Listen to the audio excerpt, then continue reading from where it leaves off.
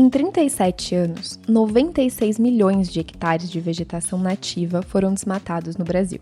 Isso equivale ao território de 2 Alemanhas. Dá para imaginar? A situação marinha não é muito diferente. Em 40 anos, a biodiversidade foi reduzida pela metade. Tudo isso também intensifica muito as mudanças climáticas.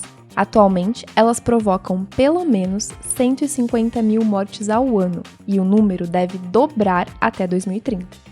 Quer saber como esse cenário se relaciona com a Agenda 2030 e a legislação brasileira? Então, segue com a gente! O projeto Direito ao Desenvolvimento é uma realização do Instituto Matos Filho, produzido pela Cívicos em parceria com a Politize.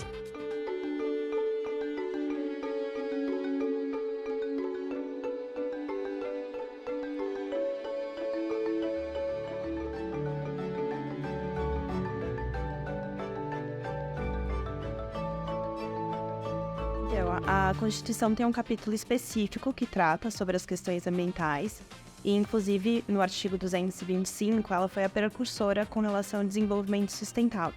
Dá para perceber que a busca por um desenvolvimento mais sustentável não começou agora, né? O Brasil foi um dos primeiros países da América Latina a ter uma lei sobre mudanças climáticas. Acho que é a nossa Política Nacional sobre Mudança do Clima, que é de 2009, e que já previa ali a necessidade de a gente adotar medidas para combater os efeitos das mudanças climáticas, como, por exemplo, diminuir o desmatamento e diminuir também, de uma forma global, as emissões de gases do efeito estufa.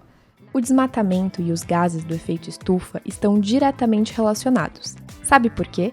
75% das emissões brasileiras são resultado do desmatamento.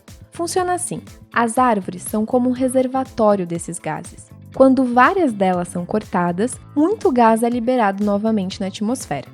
Uma ótima forma de reduzir a emissão de gases do efeito estufa no Brasil é deixando de cortar as árvores, deixando elas nos lugarzinhos delas. É claro que deixar de cortar todas as árvores do planeta ainda é uma realidade distante, mas existe algo que pode ser feito agora: garantir que os cortes sejam sempre fiscalizados, permitindo somente que aqueles devidamente autorizados pelos órgãos responsáveis aconteçam. Então, a pessoa ou a empresa que vai obter essa autorização, ela vai informar quais são os motivos e as razões e o porquê, de que está querendo fazer essa supressão. E aí, para isso, o órgão ambiental vai emitir essa autorização e, em contrapartida, a gente vai precisar fazer uma compensação com relação a essas árvores que foram cortadas. Então, por exemplo, se a gente cortou uma árvore, depois que foi emitida essa autorização, o órgão também vai falar: ok, te autorizei, mas você vai precisar plantar outras 2 árvores em alguma outra área para ter essa compensação. Essa seria a forma correta das coisas acontecerem. Mas, infelizmente, a gente sabe que não é bem assim.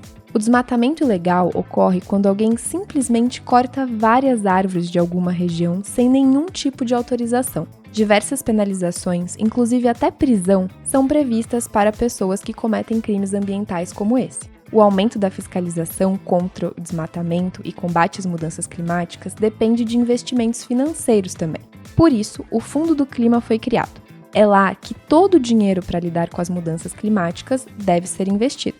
Durante os anos de 2019 e 2020, o fundo ficou parado, sem colocar dinheiro, sem realmente fazer esses investimentos. Isso foi questionado por alguns partidos políticos no Supremo Tribunal Federal, questionando que isso deveria estar acontecendo, ainda mais no momento que a gente está vivendo, sofrendo muito os efeitos da mudança do clima.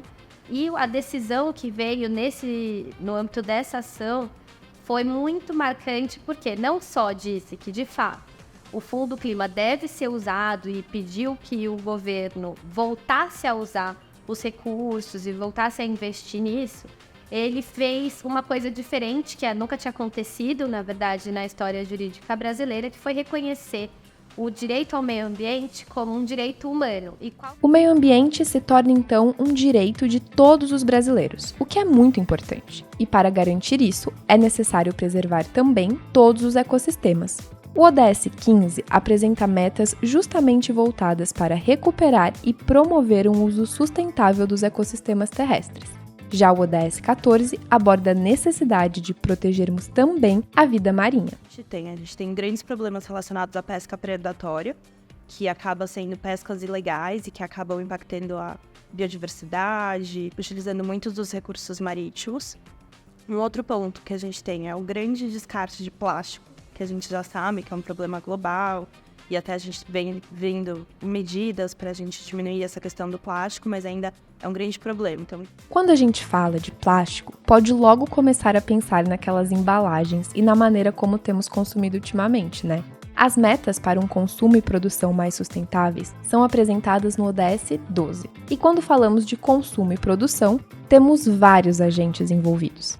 A forma como a legislação brasileira compreende as necessidades da proteção, da defesa do meio ambiente tem 2 pontos que são bastante relevantes, que é a responsabilidade compartilhada pelo ciclo do produto, o ciclo de vida do produto, e também o princípio da cooperação entre as esferas do poder público, o setor privado e todos os demais membros da sociedade.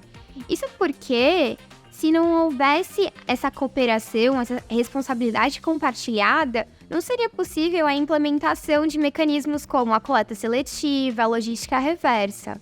Depende de todos nós, inclusive de você, que consome também. Todas as coisas que consumimos gastam recursos para serem feitas, e se não forem reutilizadas, se tornam lixo e geram mais problemas.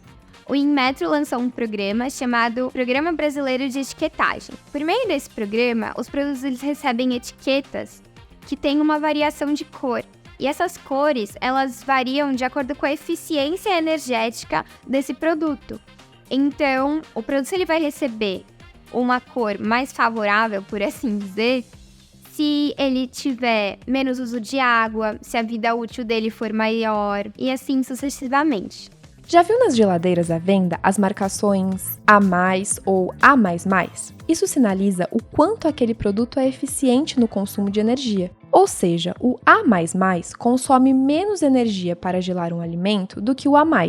Precisamos considerar também a vida útil do produto, que é o tempo que ele é previsto para estar em condição de uso.